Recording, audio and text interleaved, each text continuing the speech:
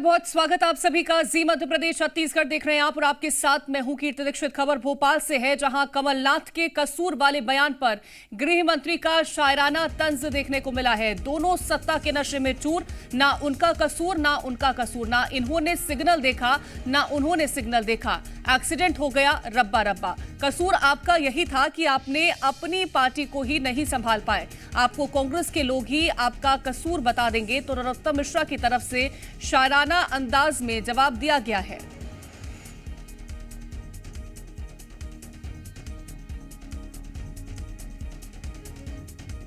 तो कमलनाथ के कसूर वाले बयान पर गृह मंत्री नरोत्तम मिश्रा ने शायराना अंदाज में जवाब दिया है। उन्होंने कहा कि दोनों सत्ता के नशे में चूर, ना उनका कसूर ना उनका कसूर, ना इन्होंने सिग्नल देखा ना उन्होंने सिग्नल देखा। एक्सीडेंट हो गया रब्बा रब्बा। कसूर आपका यही था कि आप अपनी पार्टी को नहीं संभाल पाए। तो नरोत्तम मिश्रा ने कमलनाथ पर निशाना साधा है। उन्होंने कहा कि आप अपनी पार्टी को नहीं संभाल पाए और आपको खुद अपनी पार्टी के लोग कसूर बता देंगे। दोनों भाई थे, बड़े भाई छोटे भाई। वो एक पिक्चर का गाना याद आता है कि दोनों सत्ता के नशे में चूर, ना इनका कसूर ना उनका कसूर, ना इनने सिग्नल देखा ना उनने सिग्नल देखा। एक्सीडेंट हो गया रब्बा रब्बा। अब ये एक्सीडेंट और कसूर आपका ये था कि आप अपनी पार्टी को ही नहीं संभाल पाए। आपका कसूर था कि आपने किसान को धोखा दिया, 10 दिन में 2 लाख माफ करने का किया। और ज्यादा जानकारी के साथ संवाददाता आकाश द्विवेदी जुड़ गए हैं। आकाश, कमलनाथ पर निशाना साधते नजर आए हैं गृह मंत्री नरोत्तम मिश्रा। शायराना अंदाज उनका देखने को मिला है। देखिए, दरअसल इंदौर में कल एक प्रेस वार्ता के दौरान पीसीसी 2023 विधानसभा चुनाव को लेकर, उसी बयान को लेकर गृह मंत्री नरोत्तम मिश्रा ने कमलनाथ पर निशाना साधा है। और ये शायराना अंदाज सुनिए। और नरोत्तम मिश्रा ने कहा है कि आपका कसूर यह था कि आप अपनी पार्टी को ही नहीं संभाल पाए। दरअसल इशारा उस ओर है जिसकी वजह से कांग्रेस की सरकार 2018 में बनने के बाद भी 20 में गिर गई और कांग्रेस में टूट की तस्वीर सबने देखी थी। उसी ओर इंगित करते हुए नरोत्तम मिश्रा ने ये शायराना लहजे में तंज कसा है। दरअसल आने वाला विधानसभा चुनाव जो है उस पर कमलनाथ ये कह रहे हैं कि मेरा क्या कसूर था, इस थीम पर चुनाव लड़ेंगे। और इस थीम पर कांग्रेस पार्टी जब चुनाव लड़ने की बात कह रही है तो देखिए उनका कसूर जो है वो नरोत्तम मिश्रा गिनाते हुए नजर आ रहे हैं, और वो भी बिल्कुल शायराना अंदाज में। सबसे बड़ा कसूर तो ये बताया है कि आप अपनी पार्टी को ही नहीं संभाल पाए, और ये कहा है कि ना आपको सिग्नल दिखा ना उन्हें सिग्नल दिखा। यानी कि दिग्विजय और कमलनाथ जी नहीं दिखा। एक्सीडेंट से इशारा जो है सरकार गिरने पर है कीर्ति, और ये बहुत महत्वपूर्ण है कि और बिल्कुल। तो देखिए, ये कटाक्ष किया गया है गृह मंत्री नरोत्तम मिश्रा की तरफ से। ज्यादा जानकारी के साथ हमारे संवाददाता लगातार तो मौजूद ही हैं, और हमारे साथ खास मेहमान है भूपेंद्र गुप्ता जी जुड़ गए हैं कांग्रेस से। बहुत स्वागत है भूपेंद्र गुप्ता जी आपका।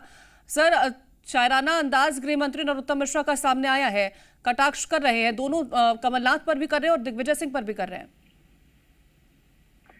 ये मध्य प्रदेश का ये दुर्भाग्य है कि एक ऐसी सरकार काम कर रही है जहां पर जो है रोज बलात्कार हो रहे हैं, महिलाओं के साथ बेइज्जती हो रही है उनकी, जहां पर बच्चियों के साथ मौतें लोग मर रहे हैं, जहां पर हत्याएं हो रही हैं, आदिवासियों का उत्पीड़न हो रहा है, और गृह मंत्री शायरी कर रहा है। वो जो है फिल्मी हीरोइनों की बिकनी के रंग देख रहा है। ये मध्य प्रदेश का हाल है। जिस सरकार को अपने लोकलाज नहीं है, वो सरकार क्या टिप्पणी करेगी कांग्रेस पर? कांग्रेस की 15 महीने की सरकार के पास 27 लाख किसानों का एक एक फोन नंबर था जिनके हमने कर्जे माफ किए। हमने 1 करोड़ लोगों को जो है 100 रुपए में 100 यूनिट बिजली दी। आज ये सरकार लूट रही है, 2-2 हजार 4-4 हजार रुपए के दिला रहे हैं। हमने जो है 50 लाख से ज्यादा जो है बुजुर्गों को पेंशन डबल करके दी है, सामाजिक सुरक्षा की पेंशन। ये क्या मुकाबला करेंगे कांग्रेस की सरकार से? 18 साल में लूट के खा गए। जो कर्जा आदमी के ऊपर नहीं था आज हर बच्चे पर, पैदा होने वाले बच्चे पर 50,000 का कर्जा है। इस पर जवाब दें, इस पर शायरी करें, इस पर गीत गाएं, दिखाए भारतीय जनता। आज जो है गली गली गांव गांव घूमना पड़ रहा है, क्योंकि आपने प्रदेश की जनता को लूटा है, आपने प्रदेश की जनता को रौंदा है, उनका दमन किया है। क्या काम किया है इस मध्य प्रदेश की सरकार ने? करोड़ों आदिवासियों को जो है जानवरों के खाने वाला चावल खिलाया, ये मोदी जी की सरकार बता रही है। आज जो है प्रधानमंत्री आवास योजना के 12,000 करोड़ रुपया ये सरकार खर्च नहीं कर पाई, ये सीएजी बता रही है। आज जो है प्रदेश का 92,000 से ज्यादा करोड़ का बजट लैप्स हो गया है। ये सरकार ऐसे झूठ और फरेब से सरकार चल रही। बजट में आपने लिख लिया हम 100 करोड़ खर्च करेंगे, 5 पैसे खर्च नहीं किए। जनता को जो है अखबारों में बड़े बड़े बैनर छपवा दिए कि करोड़ों लोगों को सहायता देंगे। क्या सहायता पहुंची? इसका जवाब देना चाहिए। इस पे शायरी करेंगे, इस पे गीत गाएं।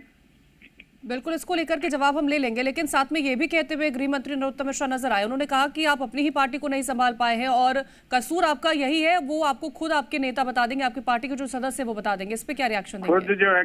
खुद जो है मुख्यमंत्री ने अपने भाषण में स्वीकार किया है कि प्रधानमंत्री के कहने पर सरकार गिराई। कैलाश विजयवर्गीय ने स्वीकार किया है ये सरकार हमारे कारण नहीं गिरी है जी। ये सरकार प्रलोभन से गिरी है, तभी आपने हारे हुए लोगों को मंत्री पद के दर्जे दिए। ये सरकार सौदे से गिरी है। इसमें जो है किसको बताएंगे? मैं सुनाऊंगा मुख्यमंत्री जी का भाषण इंदौर में दिया हुआ, कैलाश विजयवर्गीय जी का भाषण सुनवाए हम लोग आपको।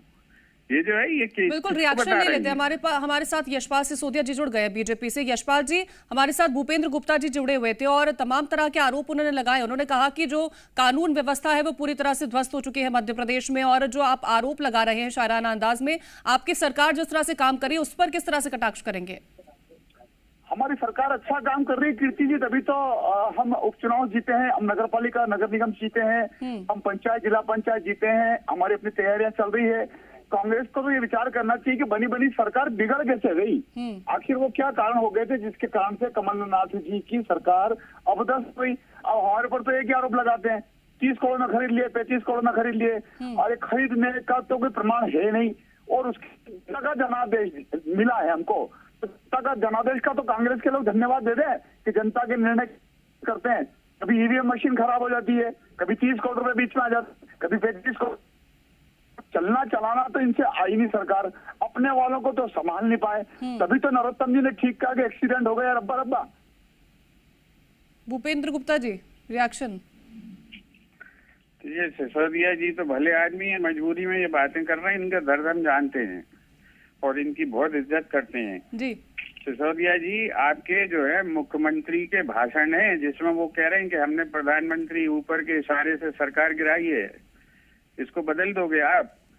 जिन लोगों को आपने खरीदा है उनकी वीडियो है हमारे पास कि साहब हमारे पास 50 करोड़ का ऑफर है, हमारे पास 100 करोड़ का ऑफर है, उन्हें बदल दोगे आप?